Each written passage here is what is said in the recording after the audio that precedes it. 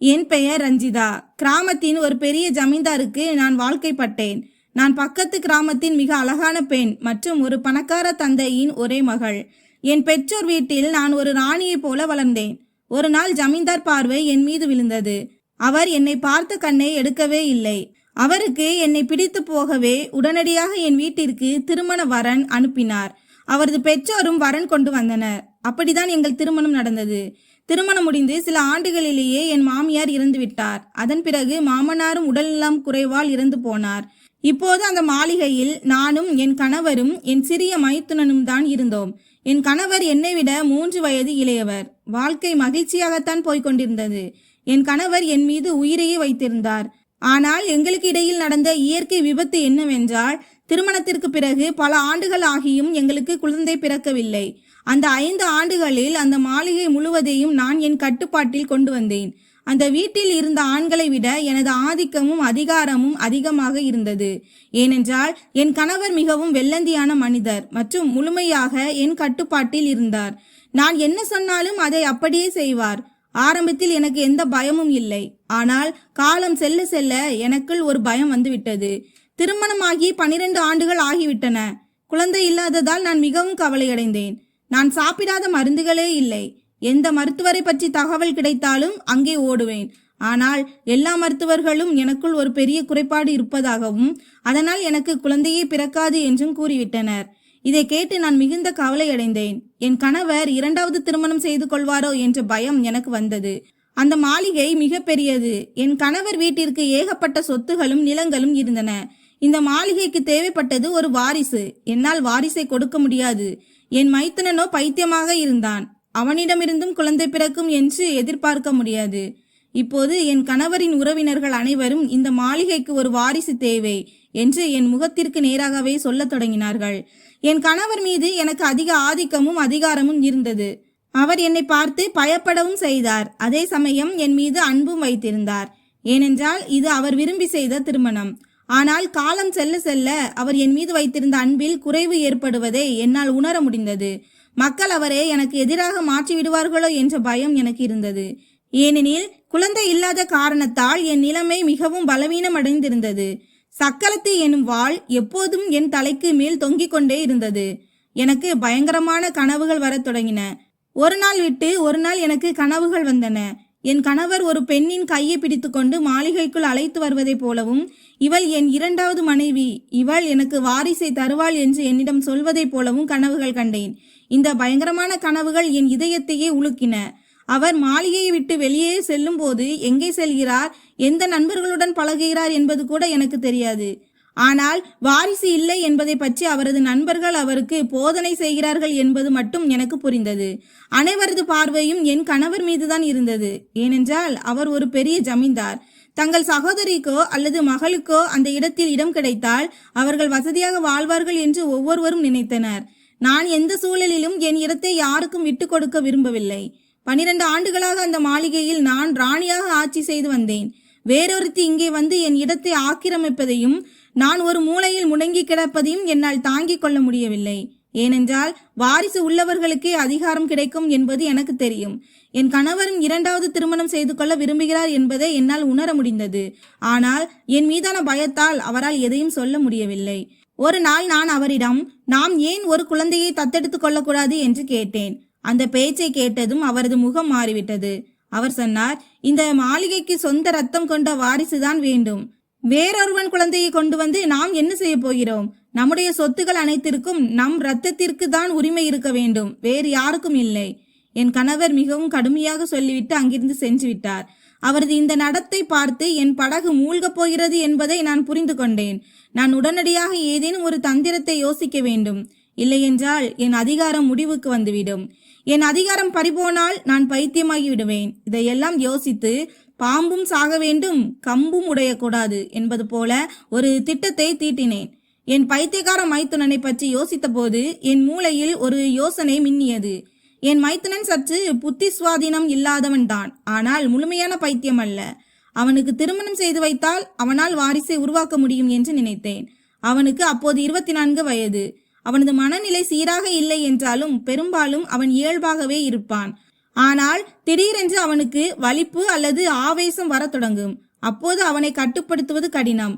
அவன் எப்போதும் அமைதியாகவே இருப்பான், யாரிடமும் எதுவும் பேச மாட்டான், ஒரு சிலையைப் போலவே காட்சியளிப்பான். ஆனால் அவன் பேசத் தொடங்கினால் கத்தவும் கதறவும் ஆரம்பித்து விடுவான். அவனுக்கு அப்படிப்பட்ட ஆவேசம் வரும்போது மாளிகையில் உள்ள நாங்கள் அனைவரும் அதிர்ந்து போவோம். சில நேரங்களில் அவன் மீது ஏதோ பேய் பிசாசு நிழல் ஆடுவது போல எனக்கு தோன்றும். என் மைத்துனனுக்கு திருமணம் செய்து வைக்க நான் முடிவு செய்தேன். அதன் மூலம் அவனது மனைவி இந்த மாளிகைக்கு ஒரு வாரிசை தர முடியும். ஆனால் பெரிய சிக்கல் என்னவென்றால், என் மைத்துனன் ஒரு பைத்தியம் என்பது ஊருக்கே தெரியும். அதனால் யாரும் அவருக்கு பெண் தர முன் வர மாட்டார்கள். அப்போதுதான் ஒரு அழகான இளம் வயது பெண்ணை பற்றிய தகவல் எனக்கு கிடைத்தது.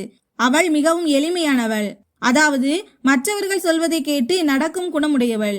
அவர்கள் எங்கள் கிராமத்திலிருந்து வெகு தொலைவில் வசித்து வந்தனர். அவர்களுக்கு எங்களை பற்றி எல்லாம் தெரிந்திருந்தது. ஆனால் அவர்கள் என்னை நேரில் பார்த்ததில்லை. நான் என் கணவரின் வரனை அந்த பெண்ணுக்காக கொண்டு சென்றேன். ஆனால் அங்கே அந்த பெண்ணுக்கு மாமியார் என்ற முறையில், அதாவது பையனின் அம்மா என்று பொய் சொன்னேன். என் மகனுக்கு குழந்தை இல்லை, அதனால் அவனுக்கு 2வது திருமணம் செய்து வைக்க விரும்புகிறேன். நாங்கள் மிகப்பெரிய ஜமீன்தார்கள், எங்களுக்கு ஒரு வாரிசு தேவை.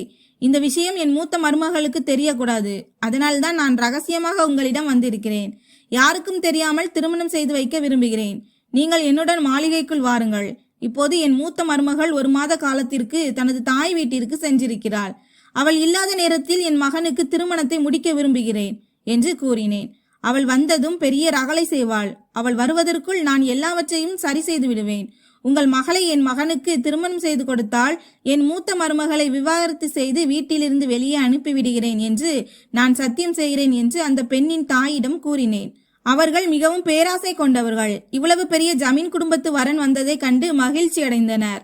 நான் என் அடையாளத்தை அவர்களிடம் பையனின் மனைவி என்று சொல்லாமல் பையனின் தாய் என்று அறிமுகப்படுத்திக் கொண்டேன். ஏனெனில் நான் என் கணவரை விட வயதில் சற்று மூத்தவள். கவலைகளின் காரணமாக என் முகத்தில் சுருக்கங்கள் விழுந்திருந்தன. அதனால் நான் வயதானவளாகவே அவர்களுக்கு தெரிந்தேன். அவர்கள் எனது பேச்சை நம்பிவிட்டார்கள். பல பொய்களை சொல்லி அவர்களை என் மாளிகைக்கு அழைத்து வந்திருந்தேன். யாரிடமும் எதையும் சொல்லக்கூடாது, அமைதியாக இருக்க வேண்டும் என்று அவர்களிடம் கூறினேன்.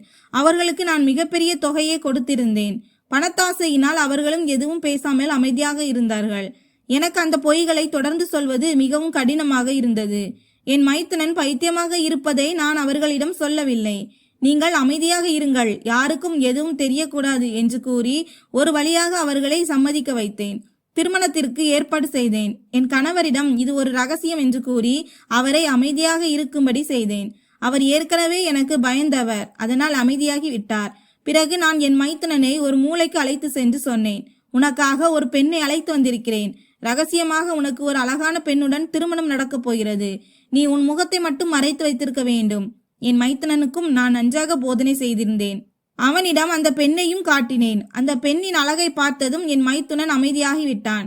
அவன் அந்த பெண்ணை திருமணம் செய்ய விரும்புகிறான் என்பதை நான் புரிந்து கொண்டேன். எல்லாம் நான் நினைத்தபடியே நடந்து கொண்டிருந்தது. என் கணவர் அமைதியாக இருந்தார். என் மைத்துனனும் எந்த ரகலையும் செய்யவில்லை. நான் உடனடியாக புரோகிதரை வரவழைத்தேன். திருமண நேரம் வந்ததும் என் மைத்துனனுக்கு தலைப்பாகை கட்டி அமர வைத்தேன். அவனது முகம் வெளியே தெரியவில்லை. தலைப்பாகைக்கு பின்னால் இருப்பது என் கணவர் என்றுதான் அந்த பெண்ணின் பெற்றோர் நினைத்து கொண்டிருந்தனர். ஆனால் அந்த தலைப்பாகைக்கு பின்னால் இருந்தது என் பைத்தியக்கார மைத்துனன். அந்த பெண்ணிற்கும் என் மைத்துனனுக்கும் திருமணம் முடிந்தது. திருமணம் முடிந்ததும் ஒருவேளை அந்த பெண்ணின் பெற்றோருக்கு உண்மை தெரிந்துவிடுமோ என்று நான் பயந்தேன். அதனால் காவலாளியிடம், இனி இவர்கள் இருவரும் இங்கே வரக்கூடாது, ஒருவேளை மாளிகைக்குள் வர முயன்றால் அவர்களை அடித்து விரட்டுங்கள் என்று கூறிவிட்டேன். அவர்கள் இருவருக்கும் மாளிகைக்குள் நுழைய தடை விதிக்கப்பட்டது. இப்படியாக அந்த பெண்ணின் பெற்றோரின் வழியை அடைத்து விட்டேன். அடுத்து அந்த பெண்ணின் முறை வந்தது. என் மைத்துனனுக்கு பல போதனைகளை சொல்லி அந்த பெண்ணுடன் அவனது அறைக்கு அனுப்பி வைத்தேன். மறுநாள் விடிந்ததும் என் மைத்துனன் எங்கோ சென்று விட்டான். திரும்பி வரவே இல்லை. அவன் காணாமல் போய்விட்டான். எனக்கு மிகுந்த கவலையாக இருந்தது. நான் என் கணவரிடம் இது குறித்து பேசிய போது அவர் மிகவும் கவலையற்றவராக இருந்தார். அவன் எங்கே போய்விடப் போகிறான், வந்து விடுவான், ஒருவேளை அவன் சித்தப்பா வீட்டிற்கு சென்றிருப்பான் என்றார். அந்த பெண் மிகவும் அழகாகவும் எளிமையாகவும் இருப்பதை நான் கவனித்தேன். அந்த புதிய பெண்ணின் பெயர் கவிதா. மாளிகையில் கவிதாவின் நிலைமை ஒரு வேலைக்காரியை விட மேலாக இல்லை. என் மைத்துனி எனக்கு சமமாக வந்து நிற்பதை என்னால் எப்படி சகித்துக் கொள்ள முடியும்? ஆனால் மைத்துனன் காணாமல் போனது எனக்கு சற்று கவலையை தந்தது. அவன் காலையிலேயே சென்றவன். 1 மாதம் ஆகப் போகிறது, இன்னும் திரும்பி வரவில்லை. மாத இறுதியில் என் மைத்துனி கர்ப்பமாக இருப்பது எனக்கு தெரிய வந்தது. நான் மட்டற்ற மகிழ்ச்சி அடைந்தேன். நான் என்ன நினைத்தேனோ அதுவே நடந்தது. என் கணவர் ஆசைப்பட்டது போலவே இந்த மாளிகைக்கு தனது சொந்த ரத்தத்திலேயே ஒரு வாரிசு கிடைக்கப் போகிறது. நான் என் கணவரிடம் சொன்னேன், இந்த மாளிகைக்கு சொந்த ரத்தத்தில் வாரிசு வேண்டும் என்று சொன்னீர்கள் அல்லவா? இப்போது கவிதா அந்த வாரிசை தரப்போகிறாள். இந்த குழந்தையை நானே வளர்ப்பேன். இந்த குழந்தை என்னுடையதாக இருக்கும். இது உங்கள் குடும்பத்தின் ரத்தமாகவும் இருக்கும், வாரிசாகவும் இருக்கும். நான் என் கணவரிடம் சொன்னபோது அவர் அமைதியாக இருந்தார்.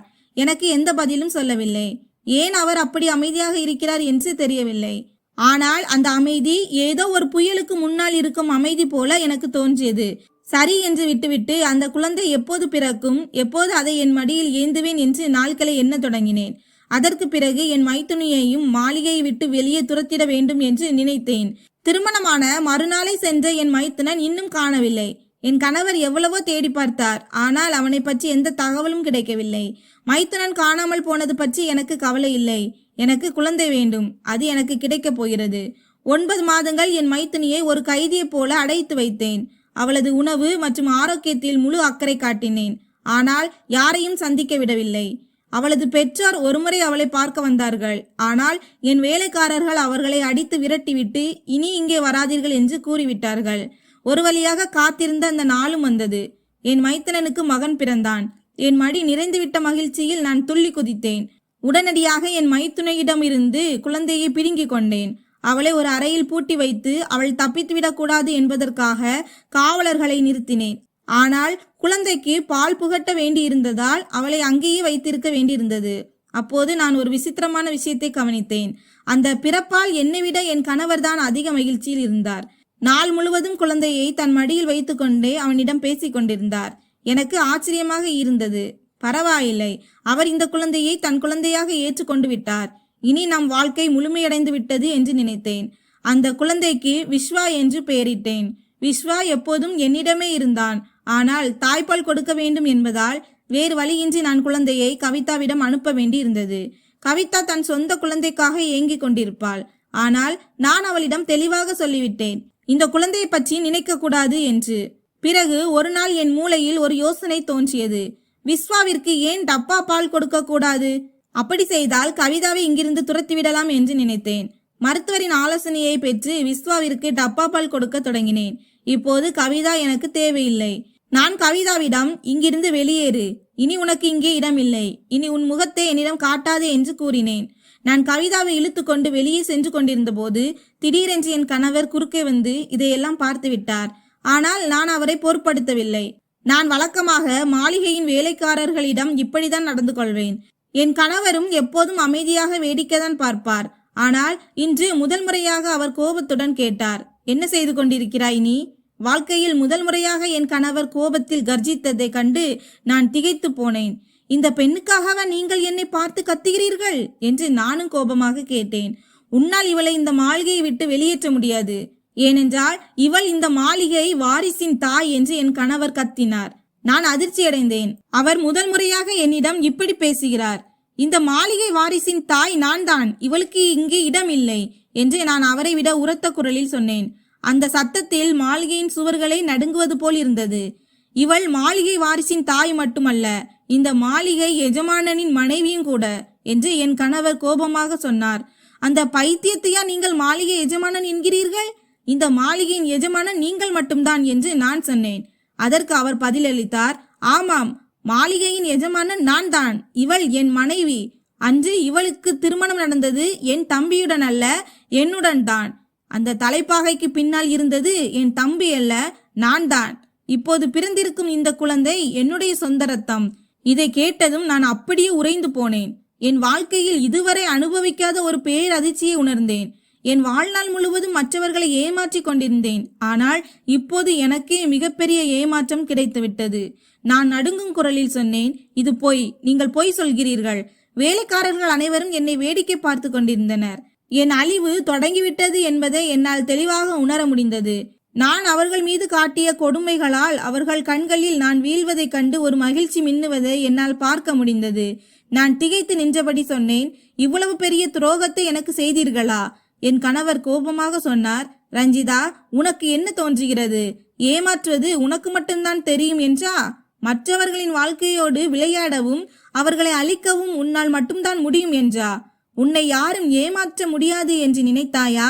ஒரு பாவமும் அறியாத அந்த பெண்ணை ஒரு பைத்தியத்திற்கு திருமணம் செய்து வைக்க துணிந்தாய். அவனுக்கு ஆவேசம் வரும்போது அவன் யாரை கூட கொல்ல துணிவான் என்பது உனக்கு தெரியும். அவளுடைய வாழ்க்கையை நீ அழிக்க துணிந்தாய். ஆனால் எனக்கு அது சம்மதமில்லை. அதனால்தான் திருமணத்தின் போது என் தம்பியை அங்கிருந்து அகற்றிவிட்டு நானே அந்த தலைப்பாகையை அணிந்து கொண்டு அமர்ந்தேன். அந்த பெண்ணின் திருமணம் என்னுடன் தான் நடந்தது. இந்த குழந்தை எனது சொந்த ரத்தம். இனி அவள் இந்த வீட்டை விட்டு போக மாட்டாள். இந்த வீட்டை விட்டு போக வேண்டிய நேரம் உனக்கு வந்துவிட்டது. இந்த மாளிகையை விட்டு வெளியேறு. என் கணவரின் சட்டையை பிடிப்பதற்காக நான் முன்னே சென்றபோது ஏதோ ஒன்றில் தடுக்கி ஒரு கண்ணாடி மேஜின் மீது என் தலை மோதியது. அதன் பிறகு என் கண்களுக்கு முன்னே இருள் சூழ்ந்தது. எனக்கு என்ன நடந்தது என்று எதுவுமே நினைவில் இல்லை. நான் கண்ணை திறந்தபோது ஒரு மருத்துவமனையில் இருந்தேன். என் கணவர் எங்கே என்று முன்னால் நின்ற செவிலியரிடம் கேட்டேன். அவர் உடனே அங்கிருந்து சென்று பெரிய மருத்துவரை அழைத்து வந்தார். தலை காயத்திற்கு பிறகு நான் கோமா நிலைக்கு சென்று விட்டதாகவும் கடந்த 6 மாதங்களாக நான் கோமாவிலேயே இருந்ததாகவும் இப்போதுதான் எனக்கு நினைவு திரும்பியிருக்கிறது என்றும் மருத்துவர் கூறினார். இதை கேட்டு நான் அதிர்ச்சியடைந்தேன். மீண்டும் கேட்டேன், என் கணவர் எங்கே? செவிலியர் சொன்னார், உங்கள் கணவர் உங்களை மருத்துவமனையில் சேர்த்துவிட்டு சென்று விட்டார். ஆனால் உங்கள் சிகிச்சைக்கான பணத்தை செலுத்திக் கொண்டே இருந்தார். உங்களுக்கு நினைவு வந்ததும் இந்த தபாலை கொடுக்கும்படி சொன்னார்.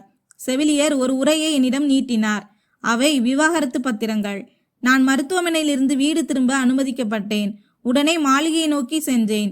ஒரு வழியாக அங்கே சென்றபோது நான் பார்த்த அந்த குழந்தைக்கு இப்போது 6 மாதங்கள் ஆகியிருந்தது. மாளிகையின் புல்வெளியில் ஊஞ்சலில் அந்த குழந்தை விளையாடி கொண்டிருந்தது. என் கணவரும் என் சக்களத்தையும் அதை பார்த்து மகிழ்ந்து கொண்டிருந்தனர். நான் அனைத்தையும் இழந்துவிட்டேன். என் கணவர் வேறொருத்திக்கு சொந்தமாகிவிட்டார். அந்த மாளிகை இனி என்னுடையது அல்ல. எல்லாம் முடிந்துவிட்டது. நீ ஏன் இங்கே வந்தாய்? இங்கிருந்து போய்விடு. உனக்கு இங்கே இனி வேலை இல்லை. நான் உன்னை விவாகரத்து செய்து விட்டேன். நீ இதற்குத்தான் தகுதியானவள் என்று என் கணவர் என்னை வெளியே தள்ள முயன்றார். என்னை நீங்களே வெளியே தள்ளுகிறீர்களா என்பதை என்னால் நம்பவே முடியவில்லை என்று நான் திகைப்புடன் கூறினேன். அதற்கு என் கணவர் பதிலளித்தார், நீயும் தானே கவிதாவின் பெற்றோரை இங்கிருந்து அடித்து விரட்டினாய், நினைவிருக்கிறதா? அப்படி இருந்தும் நான் அவர்களுக்கு தெரியாமல் கவிதாவை சந்திக்க ஏற்பாடு செய்தேன். அது உனக்கு தெரியவே இல்லை. இப்போது உன்னை வெளியே தள்ளும் போது வலிக்கிறதா? உனக்கு மட்டும்தான் மரியாதை இருக்கிறதா? மற்றவர்களுக்கு கிடையாதா? இங்கிருந்து போ. என் கணவர் இப்படி சொல்லி என்னை வெளியேற்றி விட்டார். இன்று நான் நாடோடியாக அலைகிறேன். பிச்சை எடுத்து பிழைக்கிறேன். கெட்டவனுக்கு கெட்டதே நடக்கும் என்று சொல்வது உண்மைதான். அதனால் அனைவரிடமும் நல்ல முறையில் நடந்து கொள்ளுங்கள். நண்பர்களே, இந்த கதையிலிருந்து நாம் கற்றுக்கொள்ளும் பாடம் என்னவென்றால், அகங்காரமும் மற்றவர்களின் வழியை அலட்சியம் செய்யும் குணமும் கொண்ட ஒரு மனிதன் ஒரு நாள் தான் மற்றவர்களுக்கு கொடுத்த அதே வழியை தானும் அனுபவிக்க நேரிடும். ஒருவருடைய சூழ்நிலை அல்லது கட்டாயம் என்பது அவருடைய பலவீனம் அல்ல. ஒருவருடைய மரியாதையோடு விளையாடுவது மிகப்பெரிய பாவமாகும். காலம் எப்போதும் ஒரே மாதிரியாக இருப்பதில்லை. அதனால் வாழ்க்கையில் நிம்மதியும் மரியாதையும் வேண்டுமென்றால் எப்போதும் மனிதநேயத்தோடு வாழ வேண்டும். ஏனென்றால் நம் கர்மாக்களுக்கான பலனை இந்த உலகிலேயே நாம் அனுபவித்து தீர்க்க வேண்டும். இந்த கதை உங்கள் இதயத்தை தொட்டிருக்கும் என்று நம்புகிறேன். இந்த கதை உங்களுக்கு பிடித்திருந்தால் இதனை லைக் செய்ய மறக்காதீர்கள். உங்கள் நண்பர்களுடன் பகிர்ந்து கொள்ளுங்கள். இதுபோன்ற சுவாரஸ்யமான மற்றும் உணர்ச்சிகரமான கதைகளுக்கு எங்களது சேனலை சப்ஸ்கிரைப் செய்யுங்கள். நன்றி.